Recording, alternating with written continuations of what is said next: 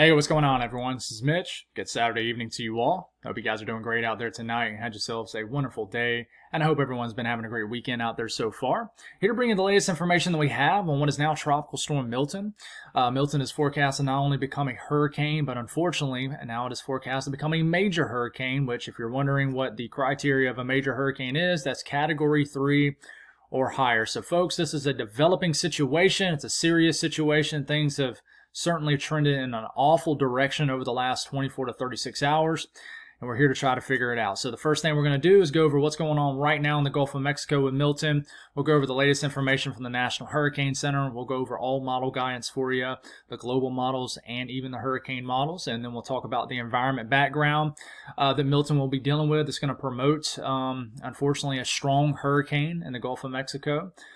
And then we're going to talk about impacts. We're going to show you some worst case scenarios and some better case scenarios, if you will. So we're going to break it all down for you folks. Timestamps will be up throughout the entire video for you folks to jump ahead to certain portions of the video you want to watch.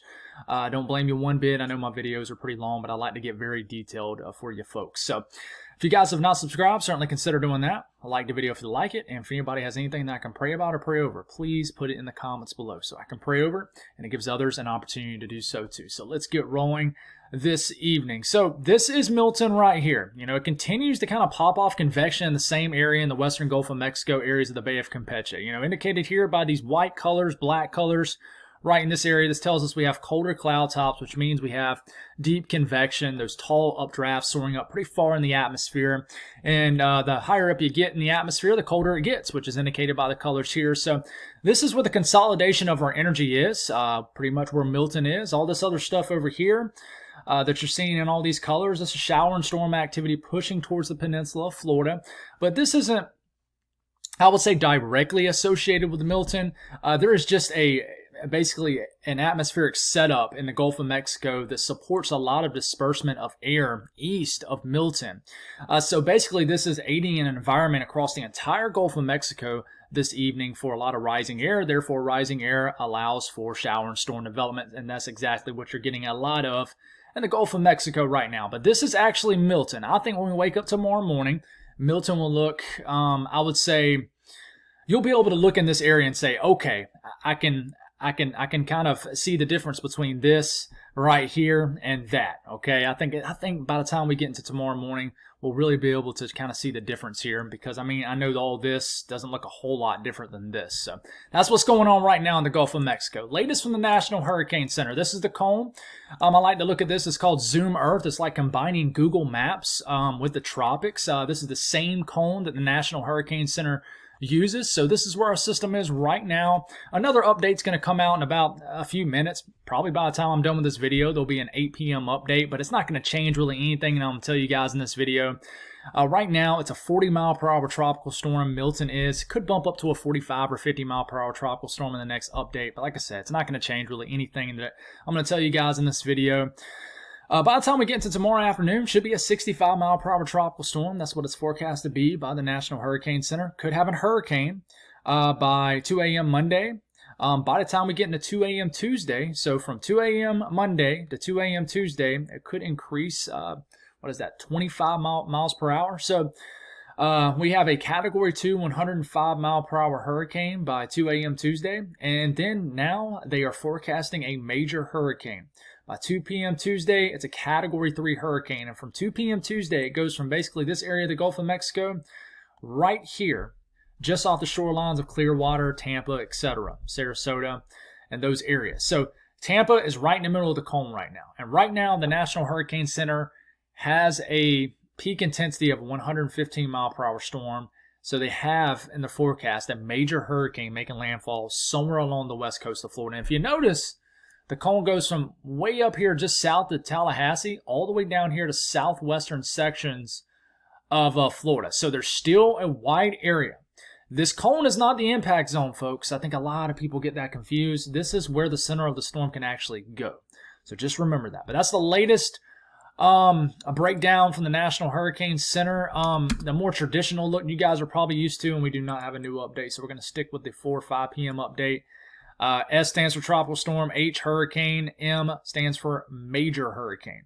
Okay, so if you're worrying in Georgia and South Carolina, surrounding states, I would say that you don't have to be overly concerned about this. I think, unfortunately, this is just going to be a Florida thing.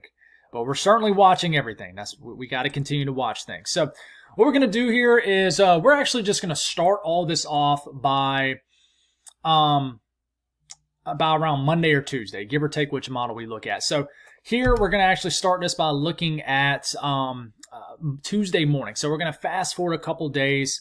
It has this at a major hurricane already.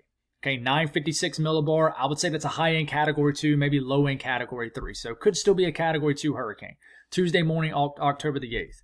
We get into Wednesday morning. The GFS has this nudging a little bit further north than other model guidance. So we have a 949 millibar low on the GFS Wednesday morning. One would argue that's probably a Category 3 hurricane. Tampa right in here, Fort Myers down here, etc. The bend of Florida here. And this actually jolts northward. Begins to weaken somewhat, very slowly. And we actually don't get a landfall, it looks like, based off the GFS until late Wednesday night. So a 955 millibar low Wednesday night. But watch how this number drops. Okay, 955 to 972. And it doesn't drop because of landfall. It drops because of dry air interaction to the south. And we're going to talk a lot about that here in a second. So that is something we are really looking forward to. We're hoping for is a better word to use. For dry air to really interfere with this system at the last second and make this landfall not as strong as what it potentially could be. So we're going to speak on that a little bit more when we talk about the environment background. Makes landfall as a Category 2 hurricane or so, well north of Tampa. Of course, it cruises over North Florida.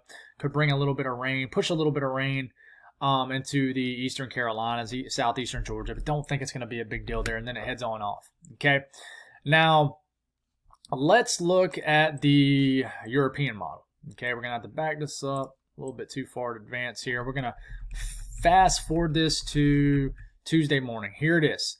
European model, not near as strong. Okay, gets this to a 981 millibar Tuesday morning. So Category 1 or 2 hurricane. But keep in mind, the Euro is typically a conservative model. We take it all the way to about Wednesday morning. We have a 963 millibar hurricane off the west coast of Florida. Already bringing a ton of rain out ahead of it. I think that's one thing we need to watch out for an enhancement of rain. Okay, and then we take this to about Wednesday afternoon, and then we take it to Wednesday evening. Has a Category 1 or 2 hurricane based off the Euro going right into Tampa Bay, surrounding areas, Clearwater, Sarasota, etc., all the areas then there. Okay, it makes landfall technically just north of the Tampa area. Okay, brings a lot of impacts into especially North Florida. Could get a dry air undercut right here that might kind of limit convection to the southern sections of Florida. Could bring some heavy rain as far north as Jacksonville. Very well could. I just think that, and I'm going to talk about why, I think that we're not going to get a push too far north. A lot of people are wondering how far north can this trend. I don't think it could trend very far north at all because I think there's such a dry air push and there's basically a cold front that will be situated to the north. This is going to prevent this from really getting too far north like Helene did. Okay. So that is the Euro, but the latest Euro that's running right at this second, which only goes out 90 hours, we get this in motion here, and we take it to about Tuesday evening, 981 millibar low, and it only goes out to Wednesday morning, and we have a 976 millibar hurricane, Category 2 hurricane off the west coast of Florida, and this is heading right towards Florida. Where's it going to make landfall? We're not quite sure because the 18Z Euro only goes out 90 hours, but yeah, big time system. Now, what about the icon? We kind of start off with a broad look. There it is right there. We take it all the way to Wednesday morning. Let's go on and just get a little bit closer for you folks. And here it is, a 965 millibar low. That's Category 2 or 3 hurricane. Pretty far south. Do you notice how much further south this is? This actually starts to nudge northeast and makes landfall south of Tampa. Well south of Tampa. Okay, this will bring impacts, more impacts. And I'm going to start to mention more and more, beaches and town names in Florida just when we get a little bit closer. But this will definitely bring a landfalling tropical system south of the Tampa Bay area. Okay, and bring much more impacts into central Florida more so. Okay, then it gets off the coast of the southeast and pretty much heads on out to sea. So, yeah, if we look at the European ensemble guidance here, and let's see if we have the 18Z. We do. I just don't know if we have it further out. We do. We're good. So it's initializing this system Monday morning. Is a pretty strong tropical system. Remember, the EPS makes up 51 members, and in this case, there's all 51 members if they all 51 form on an output for us. So you're going to see a bunch of L's. We start to get into Wednesday about early afternoon. We're starting to get a little bit more of a spread again. Some of these members are hanging back this way. Some of them have already crossed into Florida. But the central area of them is right here, still off the west coast of Florida. We got some pretty strong members. But one thing I'm noticing here, there really looks like there is a scenario where this weekend's right before making landfall. I'm just trying to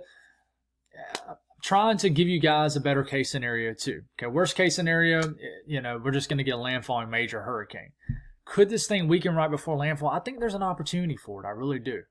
Okay, so I do want to show you. Let's see if we have a new update, and we do. So this is still a 40 mile per hour tropical storm, 106 millibar storm, moving on a whopping 3 miles per hour. Pretty much the 8 p.m. update. So I want to show you the millibar of this system because it's important to really see how the hurricane models are initializing. So let's look at the H-Wharf model first, and this is the latest hurricane models. Some of them have not ran all the way through yet.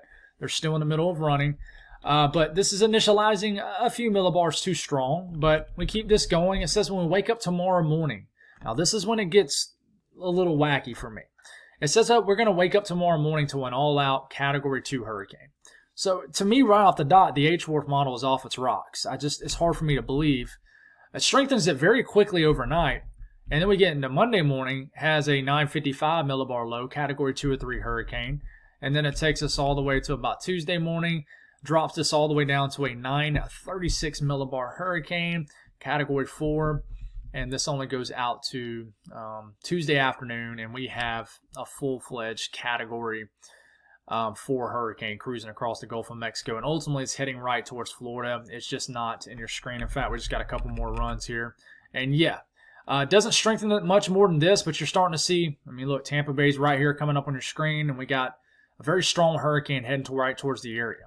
But one thing you'll notice here on the H-Wharf model, you see how you don't have the intense yellows and reds and pinks and oranges down here? It's because dry air is undercutting the southern side of the system. We're going to talk about that more here in a second.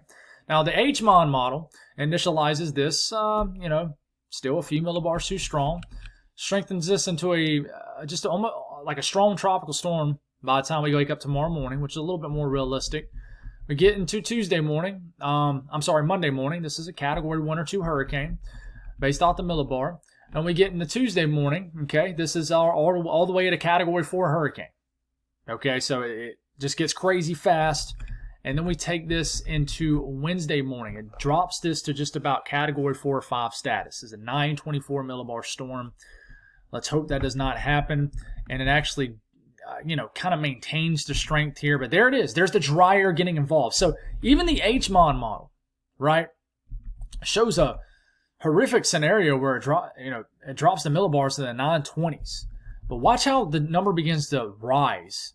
Dry air eats up the southern side of the system, and it looks like we have a weakening hurricane upon approach to landfall. And I think that's a high possibility. I really do. I think that this could peak intensity off the coastline of Florida. Let's hope we continue to see these trends. But by the time it makes it to the bend of Florida, which by the way, this doesn't come on shore until like mid or late morning Thursday. So the timing is still everywhere. It's like a half a cane. It's starting to fall apart. Now, the HFA model, well, we're all over the place here. What does it show? Drops this to just about a Category 1 hurricane by tomorrow morning. We take it into Monday morning. It's a Category 2 hurricane. We take it into Tuesday morning. Yeah, it drops it all the way to about a Category 4 hurricane, maybe stronger. And then, the old crazy HFA model, wants to drop this all the way down to a 901 millibar Category 5 hurricane. That's not going to happen. I'm just going to say it. If it does, I'll eat the crow.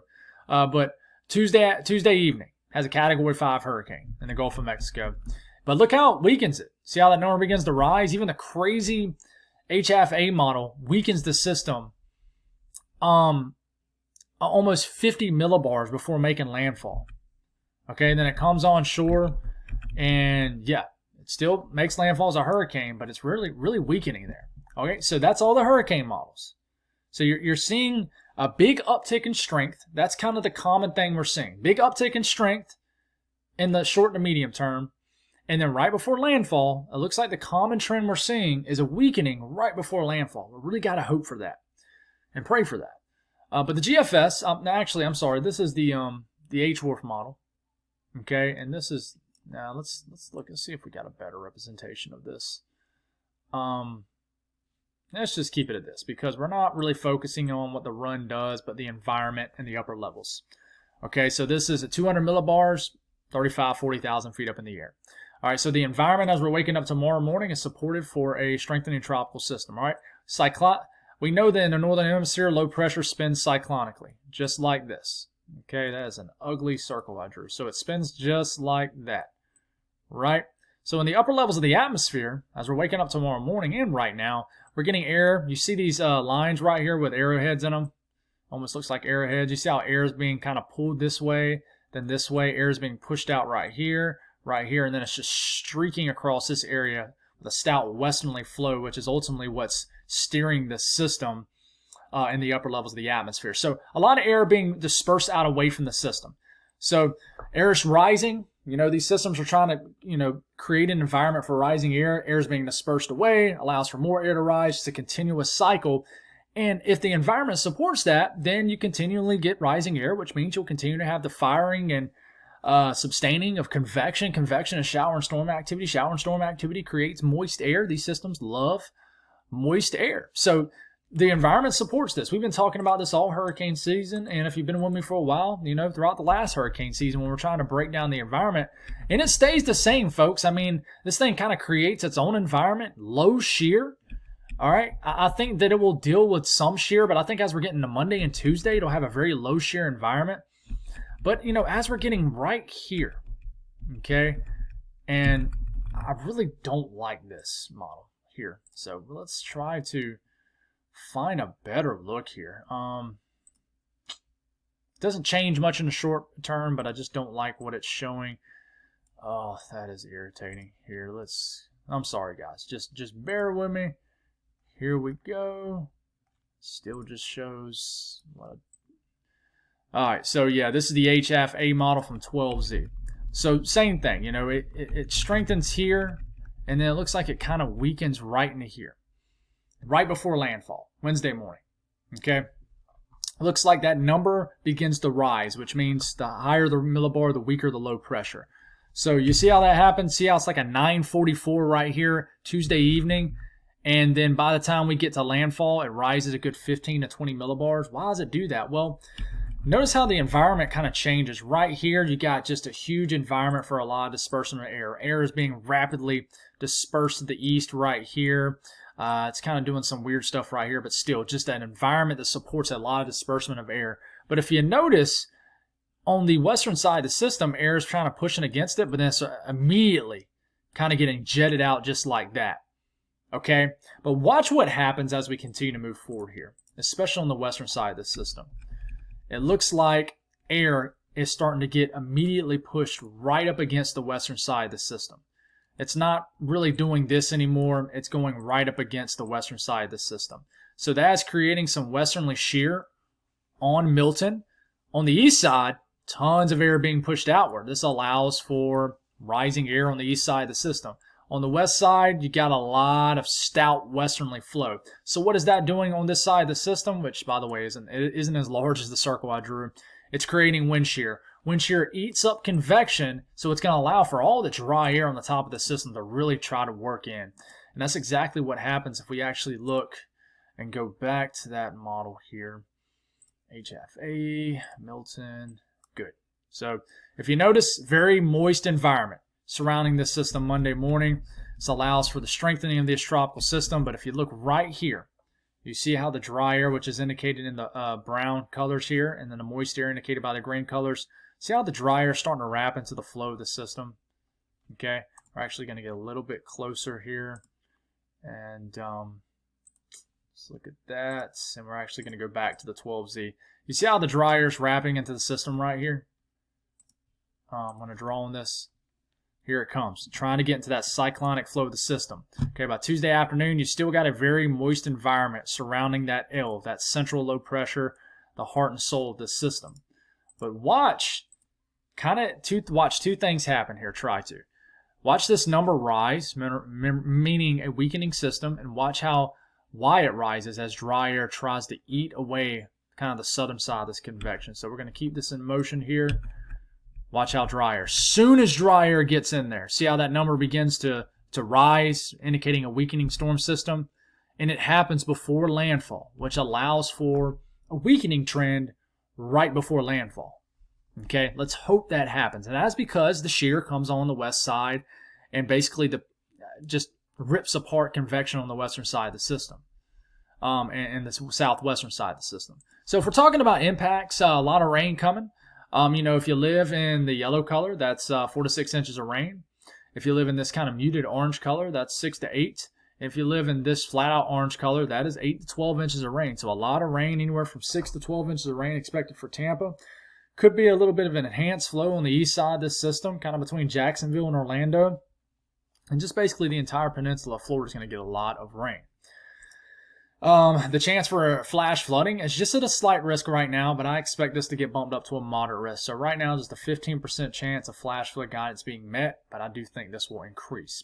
Now the wind risk here is not a risk. This is going to happen.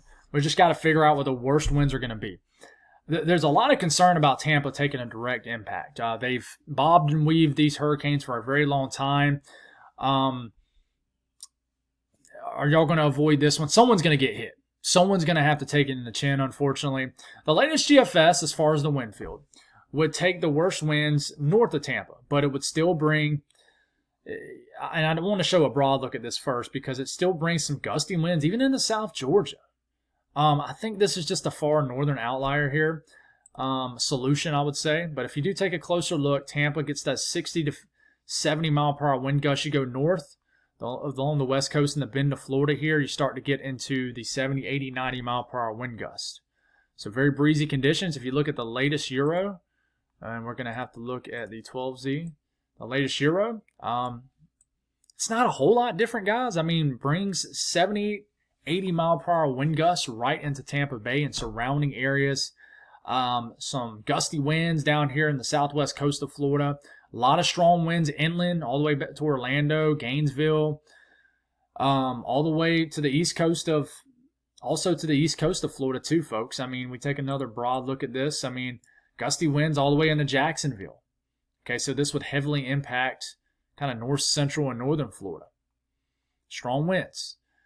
You know, we can look at a couple other model guidance here. Is the icon show winds? I can't remember. Not really. It only shows, yeah. So, yeah, I mean, it doesn't show a whole lot for us here. Let me make sure I was looking at the right thing, because sometimes I will push knots instead. Make sure I'm not showing it. Yeah, I pushed the right thing. So we're good to go. But, yeah, I mean, those are just two areas to watch. You know, the National Weather Service, forecast is not in play yet. You can tell it's right off the coast. But we just got to watch this, guys. We're going to start to get in range of some of the, like the National Weather Service wind forecast and stuff like that. But I know that's kind of a broad look at things. If I live in the peninsula of Florida, folks, I would prepare for flat-out hurricane force conditions. Okay, 70, 80 mile per hour wind gusts anywhere in the peninsula of Florida. Because this is going to move quickly across Florida. Florida obviously is a narrow state. It's not going to have a whole lot of time to weaken, so it's going to bring widespread impacts to the entire peninsula of Florida. So I would have just evacuated, guys. We got to quit, playing around with the evacuations and just heat them and do what we got to do and get out of there. Let's hope that this thing does weaken right before landfall, but I think regardless, a hurricane is going to hit Florida this coming work week. So that's all I got, guys. Thank y'all for tuning in. God bless all y'all. We'll do it again tomorrow morning. Have a good night.